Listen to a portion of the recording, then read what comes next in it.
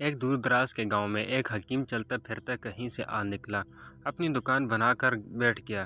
اس گاؤں کے لوگوں کو علاج معالجے کی کوئی سہولت میسر نہ تھی، اس لیے اس کا کام خوب چل نکلا۔ کچھ ہی دنوں بعد حکیم نے یہ محسوس کر لی، ان سادہ لوح دیہاتیوں کے پاس میرے علاوہ کوئی معالج نہیں ہے، لہٰذا مجھے خوب فائدہ اٹھانا چاہیے۔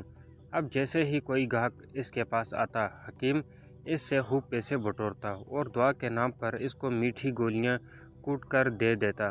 دیہاتیوں کا چونکہ اس پر یقین بن چکا تھا، اس لیے ان میں اکثر کو آرام بھی مل جاتا تھا۔ کرتے کرتے حکیم نے بہت سی دولت جمع کر لی۔ گاؤں میں ایک چالاک عورت رہتی تھی جس کو سارے گاؤں والی ماسی ہی کہتے تھے۔ ماسی چلتی پھرتی ریڈیو تھی، ہر خبر پر نظر رکھنا اور پھر آگے پہنچانا اس کا پسندیدہ کام تھا۔ ماسی کی شروع سے ہی حکیم پر گہری نظر تھی، وہ جانتی تھی کہ یہ کوئی حکیم نہیں ہے بلکہ فراڈیا ہے جو حکیم بن کر لوگوں کو لوٹتا ہے، لیکن اس کو حکیم کے خلاف کارروائی کرنے کا کوئی موقع نہیں مل رہا تھا۔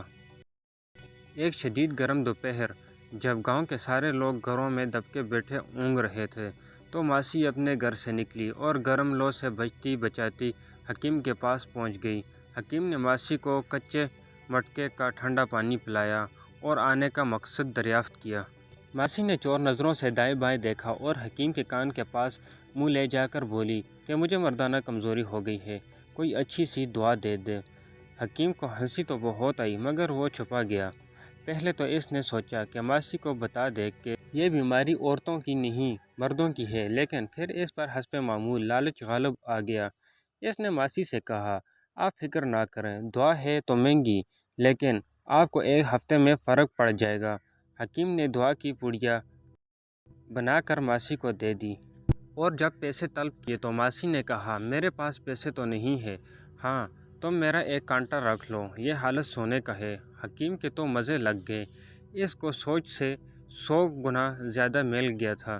جیسے ہی ماسی دوا لے کر دکان سے باہر نکلی، اس کی بیوقوفی پر بہت دیر ہنستا رہا۔ جو مردانہ بیماری بتا کر مفت دوا سونے کے ایک کانٹے کے بدلے لے گئی تھی، مگر ماسی تو اپنے نام ایک تھی۔ اس نے شام ہوتے ہی شور مچا دیا کہ حکیم نے میرے گھر میں گھس کر میری عزت سے کھیلنے کی کوشش کی اور سارا سونا اور پیسے لے کر فرار ہو گیا ہے۔ گاؤں کے لوگ بہت حیران ہوئے اور ماسی کو ساتھ لے کر حکیم کی دکان پر جا پہنچے۔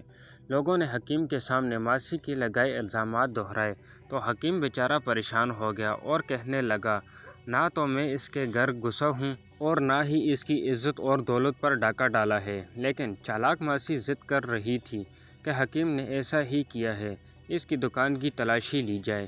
گاؤں والوں نے جب دکان کی تلاشی لی تو ماسی کا ایک کانٹا دکان سے برآمد ہو گیا، جب اس جیسا ایک کانٹا ماسی کے پاس موجود تھا۔ اب حکیم مجرم ثابت ہو چکا تھا۔